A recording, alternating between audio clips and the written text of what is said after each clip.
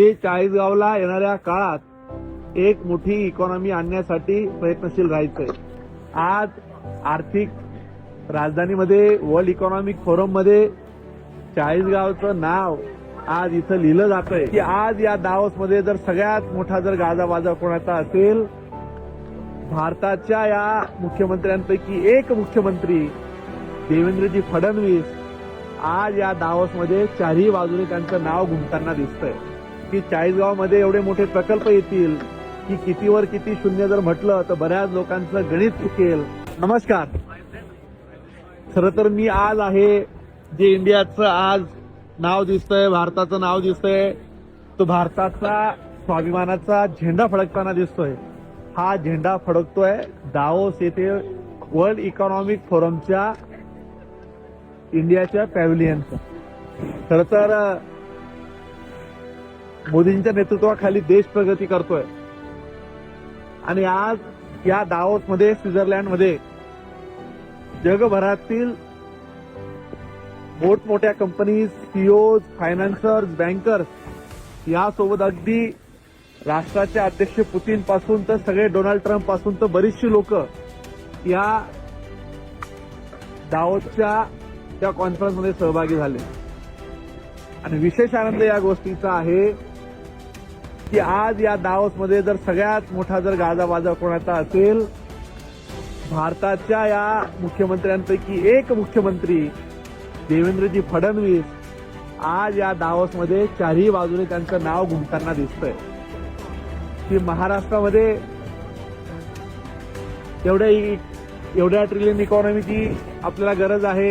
हे ज्यावेळेस आपण शब्द ऐकायचो त्यावेळेस बऱ्याच लोकांना ते हसं वाटायचं, पण त्या वस्तुस्थितीला धरून ती स्वप्न जी देवेंद्रजींनी पाहिली, खरं तर इथं आल्यानंतर ते लक्षात आलं की महाराष्ट्रासाठी महाराष्ट्राचे मुख्यमंत्री काय काम करतायत. आज त्यांच्या नेतृत्वाखाली तिसऱ्या दिवशी अनेक एमओयू साईन झाले. त्यातला जर विशेष जर मला आनंद अजून असेल तर चाळीसगावसाठी 15,000 कोटीचा एमओयू देवेंद्रजींच्या नेतृत्वाखाली साईन झाला. खरं तर मी चाळीसगाव विधानसभेचा आमदार म्हणून या गोष्टीचा आनंद आहे की ज्या मातीतल्या लोकांनी मला तिथलं नेतृत्व करण्याची संधी दिली, सेवा करण्याची संधी दिली. खरं तर त्या लोकांची सेवा कामाच्या माध्यमातून करावी. दावोसला जाऊन कुणी आमदार कंपन्यांना भेटू शकतो, तिथून इन्व्हेस्टमेंट आणू शकतो, जर कोणाला सांगितलं तर कदाचित काही लोकांना ते हसं वाटलं असतं. परंतु आज चाळीसगावसाठी सस्टेनेबल एव्हिएशन फ्युएल म्हणजे शेतकऱ्यांचा ऊस असेल, कापूस असेल, मका असेल किंवा बांबू असेल यापासून एव्हिएशन फ्युएल तयार करण्याची कंपनी सॅन फ्रान्सिस्को या कंपनीचा सोबत आज इथं देवेंद्रजींच्या नेतृत्वाखाली एमओयू झाला. खरं तर अर्थात गिरीश भाऊंचा त्यामागे मोठा सपोर्ट हातभार आहेत, पण ज्या मातीने मला आमदार केलं त्या मातीतल्या लोकांसाठी आज आर्थिक राजधानीमध्ये वर्ल्ड इकॉनॉमिक फोरम मध्ये चाळीसगावचं नाव आज इथं लिहिलं जातंय याचा मला मनापासून आनंद आहे. खरं तर या चाळीसगावकरांनी माझ्यावर विश्वास ठेवलाय, त्या विश्वासाला पात्र राहण्याचा प्रयत्न कायम मागेही करत राहिलोय, आजही आहे आणि उद्याही आहे. या माध्यमातून मी तुम्हाला सगळ्यांना विश्वासाने सांगतो की येणाऱ्या काळात मी अनेकदा या अगोदर जेव्हा बोललो की चाळीसगावमध्ये एवढे मोठे प्रकल्प येतील की कितीवर किती शून्य जर म्हटलं तर बऱ्याच लोकांचं गणित चुकेल, आज तेच गणित चुकवण्याचे एक पहिली पायरी आज आपण इथं केली.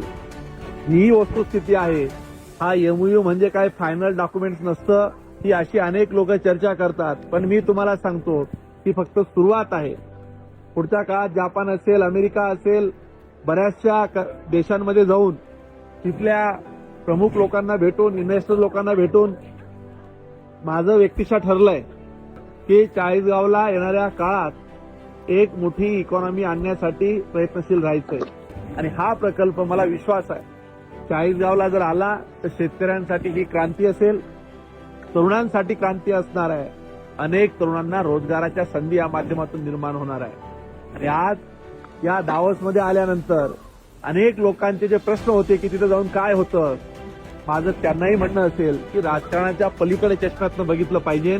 तिथं आल्यानंतर अनेक विदेशातले देशातले अनेक इन्व्हेस्टर तिथं येतात। तिथं झालेल्या एमओयूला एक लोकशांडी असते की बाबा हा वर्ल्ड इकॉनॉमिक फोरम मध्ये तयार झालेला, तिथं साईन झालेला, मुख्यमंत्र्यांच्या समक्ष झालेला आहे। मग अनेक इन्व्हेस्टर असतील, बँकर्स असतील, हे देखील तेवढ्याच अग्रेसिव्हली फंडिंग करण्यासाठी पुढे येतात। अनेक लोक त्याच्यामध्ये स्टेक इक्विटी घेतात, शेअर्स होल्डिंग घेतात। निश्चित याचा फायदा हा त्या कंपन्यांना देखील होत असतो। पुन्हा एकदा ज्या चाळीसगावकरांनी मला विश्वासाने विधानसभेत पाठवलं, आज तुमचा आमदार या इतक्या लांब येऊन चाळीसगावचं नाव आज इथं लिहिलं जातं, याचा मनापासून आनंद आहे। कायम चाळीसगावकरांसाठी अविरत सातत्याने काहीतरी नवीन करण्याचा, धडपडण्याचा प्रयत्न माझा असणार आहे।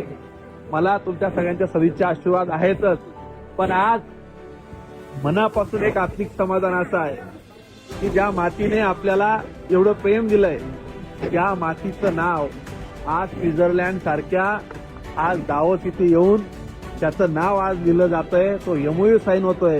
आजचा हा एमओयू ज्या ज्या चाळीसगावकरांनी माझ्यावर, भारतीय जनता पार्टीवर, गिरीश भाऊंवर, देवेंद्रजींवर प्रेम केलं, त्यांच्यासाठी हा आजचा एमओयू हा समर्पित आहे असं मला वाटतं। धन्यवाद। जय हिंद, जय महाराष्ट्र।